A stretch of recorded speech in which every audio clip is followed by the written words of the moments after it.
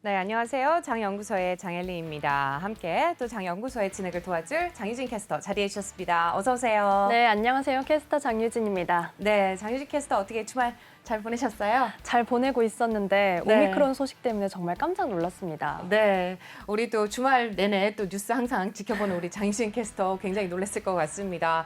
저도 국제유가를 지켜보면서 너무 놀라서 네, 지금 떨어지는 칼날이라고 설명을 할 수밖에 없을 것 같습니다.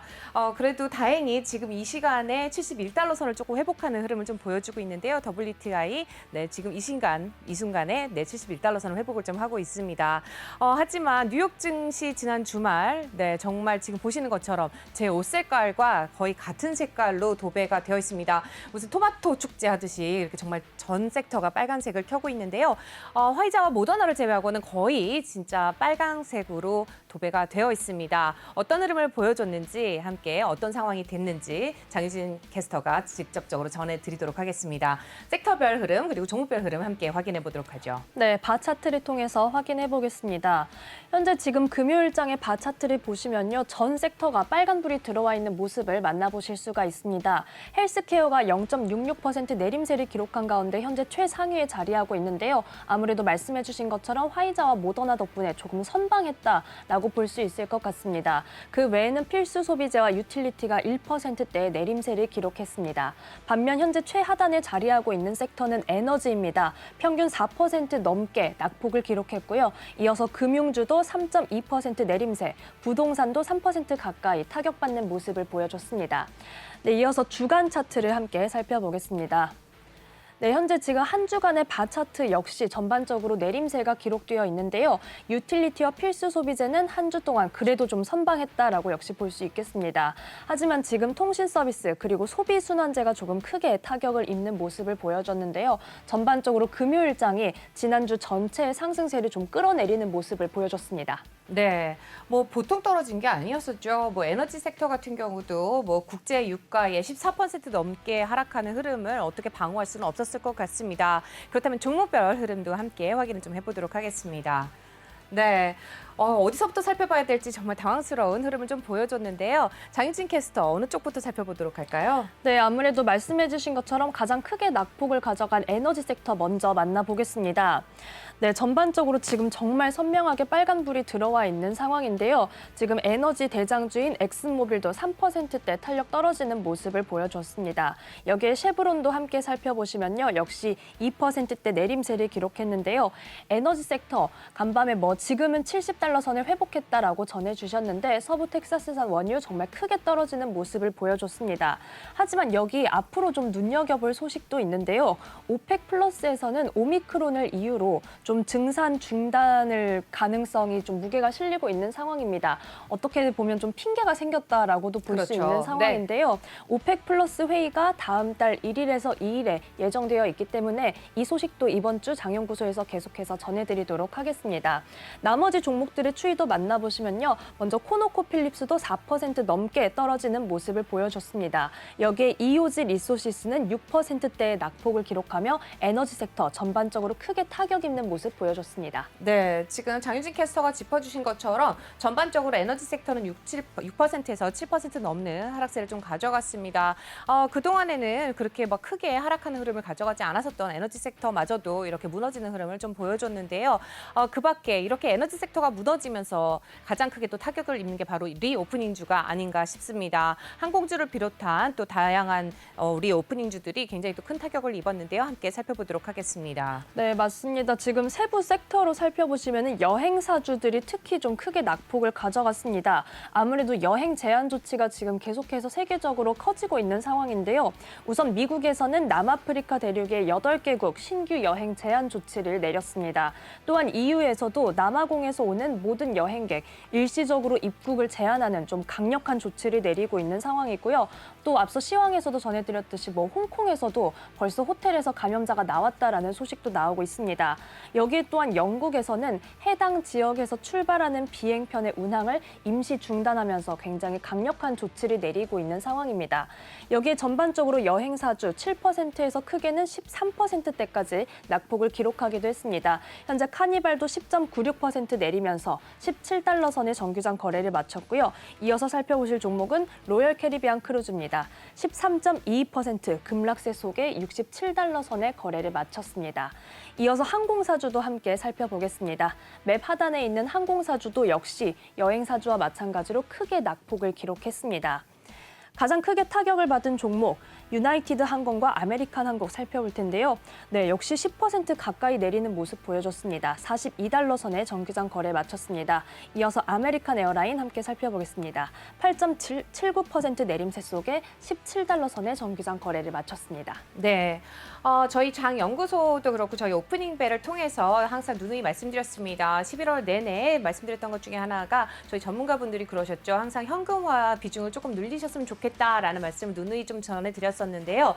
지금 현금화 비중을 가지고 계셨던 분들 항상 이런 격언이 있습니다. 공포를 사라라는 격언이 있는 것처럼 지금이 어떻게 보면 매수 기회가 될 수 있다는 점 함께 참고하시면 좋을 것 같습니다. 항공주라든지 여행 관련주, 리오프닝주들 지금 굉장히 큰 폭으로 하락한 흐름을 좀 보여줬는데요. 앞으로 좀 장기적으로 지켜본다고 생각을 하신다면은 백신이 개발이 됐다라는 소식이 나옴과 동시에 굉장히 다시 반등을 할 수 있는 흐름을 가져갈 수 있는 그런 종목들인 것 같습니다. 관심 있게 지켜보시다가 네, 매수 기회를 삼으시면 좋을 것 같습니다. 바로 이어서 또 헬스케어 관련주 함께 확인해 보겠습니다. 네, 지금 헬스케어에서는 그래도 조금 초록불이 발견되는 모습입니다. 특히 모더나 같은 경우는 20%대 급등세를 기록하기도 했는데요. 앞서 김기성 앵커께서 자세히 짚어주신 것처럼 백신 회사들이 현재 지금 개발에 발빠르게 나서고 있는 상황입니다. 모더나도 오미크론에 대응하는 백신 부스터샷의 개발에 착수한다라고 입장을 밝힌 바가 있는데요. 여기에 크게 탄력받으면서 329달러 선의 정규장 거래를 마쳤습니다. 이어서 화이자도 함께 살펴보겠습니다. 화이자는 정규장에서 6%대의 상승불 켜내며 54달러 선의 거래를 마쳤는데요. 화이자와 함께 지금까지 백신을 공동 개발해왔던 바이오엔테크가 좀 성명을 냈습니다. 바이오엔테크는 필요시에는 새 백신이 100일 이내에 출고 가능하다 이런 입장을 밝히기도 했는데요.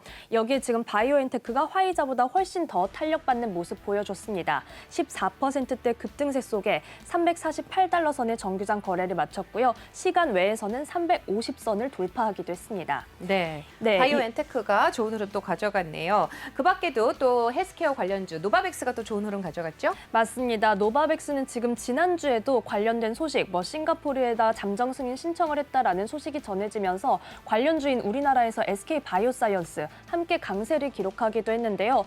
노바백스도 금요일장에서 8.95%, 거의 9% 가까이 오르면서 217달러 선의 정규장 거래 마쳤습니다. 새로운 제조합 단백질 개발을 시작했다라면서 조금 구체적인 입장을 밝혔는데요. 하지만 좀 단기간에 백신이 나오는 것에 대한 우려감도 현재 조금씩 제기가 되고 있는 상황입니다. 앞으로의 추이 계속해서 전해드리도록 하겠습니다. 네, 이렇게 해서 노바백스 관련주까지도 함께 확인을 좀 해봤습니다. 지난주 우리 장에서 국내 증시에서 좋은 흐름을 가져간 게 있다면 바로 단연 진단키트 관련주가 아닐까 싶은데요. 이어서 또 진단키트 관련주들도 확인을 좀 해보겠습니다. 진단키트주들 굉장히 또 좋은 흐름 가져갔죠? 네, 백신처럼 상승폭이 크지는 않았지만 그래도 반가운 초록불을 켜내는 모습 보여줬습니다. 대표적인 의료 장비 진단기기 업체인 서머피셔도 0.91% 오르면서 638달러 선의 정규장 거래 마쳤습니다. 이어서 대표적인 진단키트주로 분류되고 있는 다나어 역시 크게 탄력받는 모습 보여줬는데요. 2.69% 오르며 323달러 선의 정규장 거래를 마쳤습니다. 네. 마지막으로 제약사 소식도 함께 살펴보겠습니다. 함께 전해주시죠. 네, 아무래도 머크는 조금 타격을 입는 모습을 보였는데요. 백신과 제약이 조금 엇갈리는 모습도 있었고 머크 관련해서 미국 FDA에서 최종 검토 결과가 좀 발표가 됐습니다. 이전에 개발해서 좀 화제를 크게 모았던 몰누피라비르 경부용 치료제에 대한 검토 결과가 발표가 됐는데요. 지금까지 몰누피라비르에 대해서는 입원과 사망 위험을 50% 줄여준다라고 알려져 있었습니다. 네. 하지만 이번 검토 결과에서는 30%로 저런. 지금 감염 줄여주는 비율을 좀 낮춰서 발표하는 그런 소식이 있었는데요. 한편 오는 30일 긴급 사용 승인 권고 여부가 결정될 예정입니다. 그래서 이 소식까지 끝까지 지켜보시기 바랍니다. 네, 머크로서는 조금 안타까운 소식인 것 같습니다. 조금 더 좋은 흐름을 가져갈 수 있었는데 경구용 치료제가 나오긴 했지만 아무래도 치료 효과가 조금 떨어지는 것 같습니다. 지금 개장 상황까지 약 12분 정도 앞두고 있는 상황인데 있는데요. 아무래도 전반적으로 이렇게 또 변이 바이러스가 새롭게 등장을 하면서 집콕을 하게 되지 않을까 싶습니다. 이렇게 되면은 집콕 관련주 이런 것들이 좀 좋은 흐름을 가져가지 않을까 싶은데 집콕 관련주 좀 뉴욕 증시에서는 좋은 흐름을 가져갔죠. 네, 대표적인 줌비디오와 펠로톤이 상승 마감하는 흐름을 보여줬습니다. 줌비디오는 5.72% 탄력받으면서 220달러 선의 정규장 거래를 마쳤고요. 이어서 펠로톤도 함께 살펴보겠습니다. 역시 줌비디오와 함께 5%대 오름세 속에 46달러 선의 거래 마쳤습니다. 사실 위드 코로나로 좀 추세가 전환되면서 줌비디오와 펠로톤 어떤 3분기 실적에서도 좀 타격을 입는 모습을 보여줬는데요. 그간의 약세에서 다시 한번 반등하는 모습을 보여주고 있습니다. 네, 바로 이어서 또 우리 뉴욕 증시를 이끄는 대장주라고 할 수 있는 애플 종가까지 함께 확인을 좀 해보도록 하겠습니다. 네, 애플도 우선은 이 오미크론의 타격을 면치는 못했습니다. 3% 넘게 내림세 기록하면서 156달러 선의 거래를 마쳤는데요. 우선 중국에서 전해진 소식이 있습니다. 중국에서 6년 만에 스마트폰 시장의 점유율 1위에 등극했다라는 소식이 전해졌는데요. 지금까지 중국에서 부동의 1위는 화웨이였습니다. 네. 그런데 화웨이는 점유율이 8%대로 밀려난 반면에 애플은 점유율이 22%로 크게 늘어나는 모습을 보여줬습니다. 그래서 중국에서는 사실 스마트폰 시장의 어떤 경쟁이 굉장히 치열한데 프리미엄 폰으로 조금 더 선점을 하고 있는 그런 모습을 보여줬습니다. 또한 장기적인 전망 소식도 나와 있는데요. 내년 말쯤에 증강현실 헤드셋을 출시할 것으로 전망된다라고 밝혀져 있습니다. 아무래도 이 헤드셋이 출시가 되면 어떤 메타버스 관련된 진출도 좀 더 박차를 가할 수 있기 때문에 투자자들의 관심이 몰리고 있는데요.